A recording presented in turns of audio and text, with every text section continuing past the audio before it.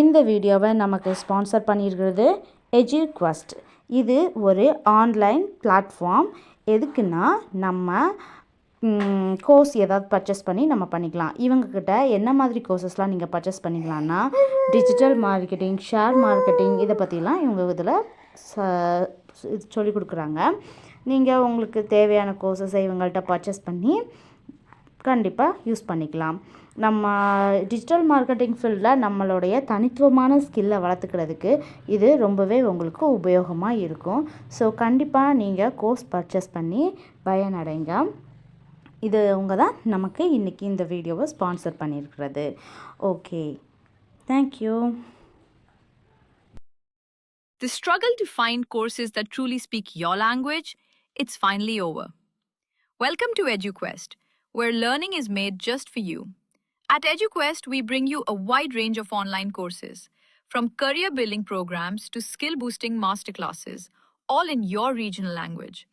Because we believe language should never be a barrier to success. Our courses are tailor-made after understanding what today's learners really need. So why wait? Start learning the smarter, simpler way only with EduQuest. Visit eduquest.courses and explore your next course today. And hey, don't miss out on our exciting offers and promotions. முயலும் வெல்லும், ஆமையும் வெல்லும், ஆனால் முயலாமை என்றும் வெல்லாது. இந்த முயலும் ஆமையும் கதை நம்மள எத்தனை பேருக்கு தெரியும்? நிறைய பேருக்கு கண்டிப்பாக தெரிஞ்சிருக்கும். இருந்தாலும் அந்த கதையை இன்றைக்கி நம்ம ஒரு வாட்டி பார்க்கலாம். ஒரு நாள் ஒரு முயலும் ஆமையும் ஒரு சின்ன போட்டி வச்சுக்கிட்டாங்களாம். ஒரு குறிப்பிட்ட தூரத்தை யார் முதல்ல கடக்கிறது அப்படின்னு சொல்லிக்கிட்டு.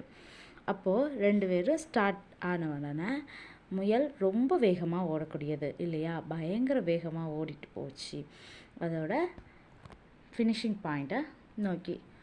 ஆமை ரொம்பவே ஸ்லோவாக போகக்கூடியது, ஊந்து ஊந்து போகும். அப்போ திரும்பி பார்த்துச்சான், ஆமை ரொம்ப ஸ்லோவாக வந்துட்டு இருந்துச்சான். சரி, இது எப்படி நம்மளை மீறி போகிற போது கொஞ்சம் நேரம் ரெஸ்ட் எடுப்போமே அப்படின்னு இருந்து தூங்கிடுச்சான். அது தூங்கிட்டு இருந்த அந்த நேரத்தில் ஆமை மெதுவாக ஊந்து ஊந்து அது வெற்றியோட இலக்கை அடைஞ்சிருச்சு. கடைசி நேரத்தில் பார்த்துட்டு முயல் ரொம்பவே வருத்தப்பட்டுச்சான். இந்த கதையை நம்ம சின்ன பிள்ளையில் என்ன சொல்லுவாங்கன்னா, slow and steady wins the race அப்படின்னு சொல்லுவாங்க. நிதானமும் பொறுமையுமாக இருந்து கூட நம்மளோட இதை நம்ம வெற்றி அடையலாம். ஆனால் இதில் நாம் தெரிஞ்சுக்க வேண்டியது முயற்சி செய்யாமை.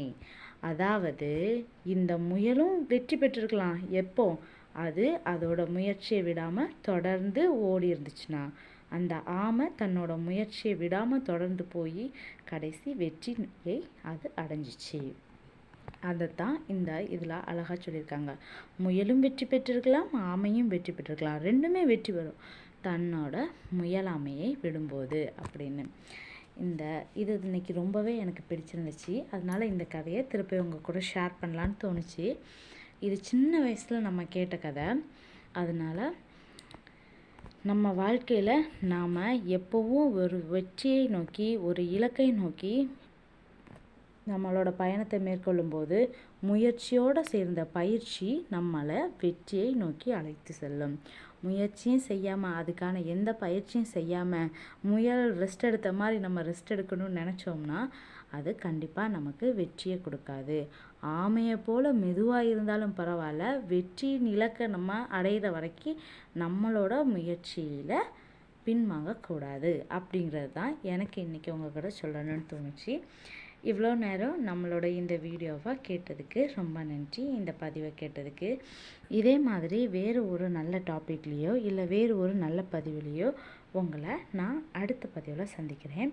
இதே மாதிரி ஒரு நல்ல கருத்துக்களையோ கதைகளையோ கவிதைகளையோ கேட்குறதுக்கு நம்ம சேனலில் மறக்காமல் சப்ஸ்கிரைப் பண்ணி நமக்கு சப்போர்ட் பண்ணுங்கள். தேங்க்யூ. பாய் பாய்.